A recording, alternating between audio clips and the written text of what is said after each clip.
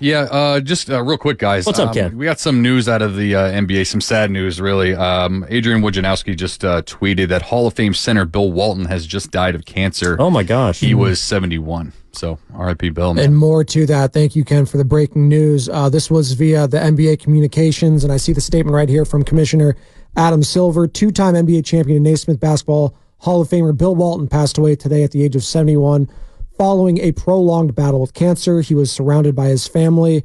This is via Adam Silver right here. Quote, Bill Walton was truly one of a kind. As a Hall of Fame player, he redefined the center position. His unique all-around skills made him a dominant force at UCLA and led to an NBA regular season and finals MVP, 2 NBA championships, and a spot on the NBA's 50th and 75th anniversary teams. Bill then translated his infectious enthusiasm and love for the game to broadcasting, where he delivered insightful and colorful commentary, which entertained generations of basketball fans. But what I will remember most about him was his zest for life. He was a regular presence at league events, always upbeat, smiling ear to ear, and looking to share his wisdom and warmth. I treasured our close friendship, envied his boundless energy, and admired the time he took with every person he encountered. My heartfelt condolences to Bill's wife, Lori, his sons, Adam, Nate, Luke, and Chris, and his many friends and colleagues. Bill Walton passing away at the age of 71. That's very sad.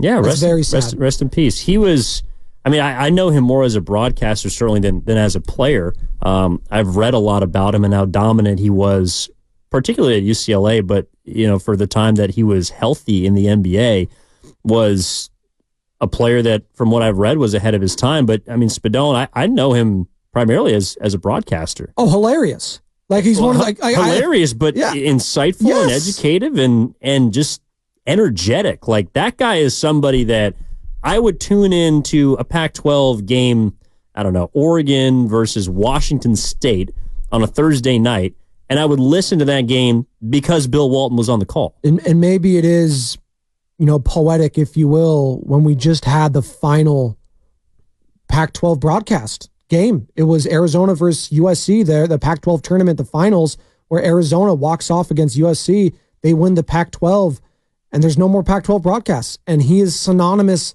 with that. So, I'm not making light of it at all, but it's just, he wore the Conference of Champions, as he called it, through and through the Pac-12. He wore that on his sleeve. He took pride in that conference. So whenever I think about Pac-12 hoops, or hell, NBA hoops, for that matter. He was doing NBA broadcasts, whether it was with NBC, ESPN, stuff like that. Like, he was incredible. I tuned in to watch him and Dave Pasch, that relationship. Roxy Bernstein, who had the final send-off, our friend here at 95.7 The Game. That whole, man, I wonder if we could reach out to Roxy. Ken, I'm kind of putting you on the spot there. Maybe we can text Matt about it. No, but because he worked with that man at a very close level, so I would like to get his thoughts on that. Just Bill Walton passing away at the age of 71. I just think of infectious personality, to your point. Like, I tune in to watch, what is he going to say? Like, he goes off on these tangents. Like, he's not even watching the game. He's just going off on, Sedona, Arizona, and what it means to go on a psychic trip. He loved the Grateful Dead. He was a Deadhead. He felt like a Bay Area guy. He felt like one of us, right? That hurts, man. And obviously his son coaching for the Warriors, coaching for the Lakers, the Kings, Luke Walton, the NBA champion. Just hurting for the family there as well. Yeah, the Waltons are a part of the fabric of the NBA, all of them through and through. They are a basketball family. The other part about Bill Walton I just thought was so cool is, and you kind of touched on it, he's just unapologetically himself about everything. And from what I've read, has been that way his entire life. His love for Eastern Asian culture, how he incorporates meditation into his life. He's a vegetarian.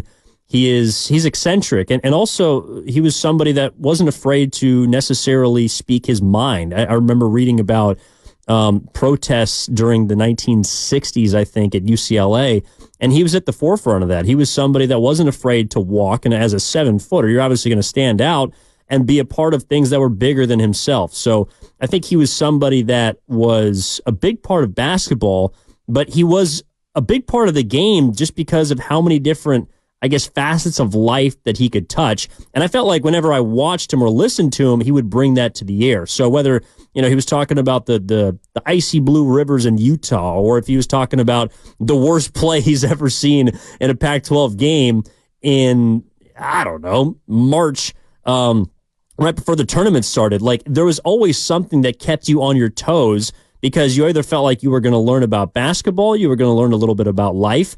And I think there's also something to be said about him. Maybe it is just like that last connection to, you know, someone like John Wooden, who is, you know, the greatest college coach of all time, one of the greatest winners of all time. And everyone understands and has heard the different teachings that someone like he has passed down through Bill Walton, Kareem Abdul-Jabbar, all these different great UCLA players in which they were running away with everything. But because of that, I feel like he was, I don't know, just a fantastic conduit to a time that I didn't and couldn't and will never be able to, you know, see and understand. But he was able to bring that through just the way that he carried himself and the way that he lived. So I'm really sad to hear that news because I think he was a big part of my life, quite frankly, thinking about it. All of our lives, right? I mean, again, like the Pac-12 is getting dissipated, as we know. A lot of the teams are moving around, USC, UCLA, his alma mater. It's going to be weird not seeing the Conference of Champions anymore and his voice being synonymous with it. And if you're just joining us again, Hall of Famer Bill Walton passes away at the age of 71 due to a prolonged battle with cancer, surrounded by his friends and family.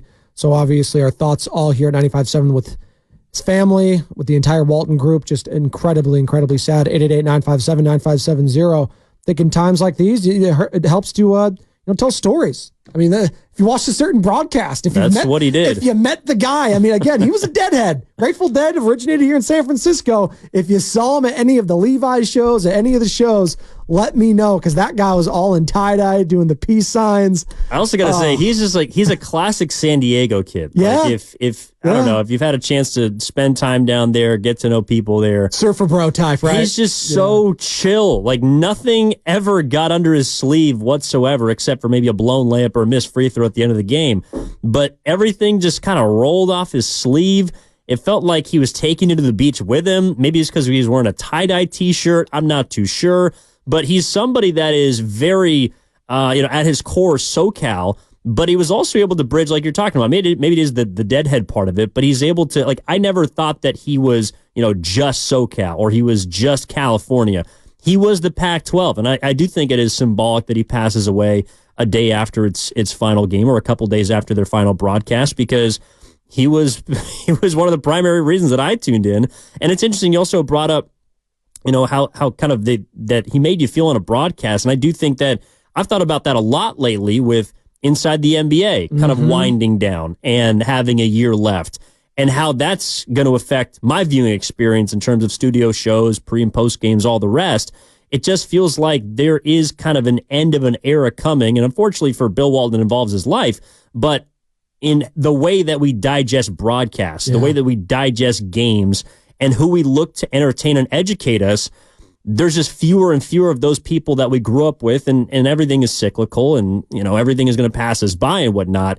But it does suck. I feel like, in a way, a part of my childhood is no longer here.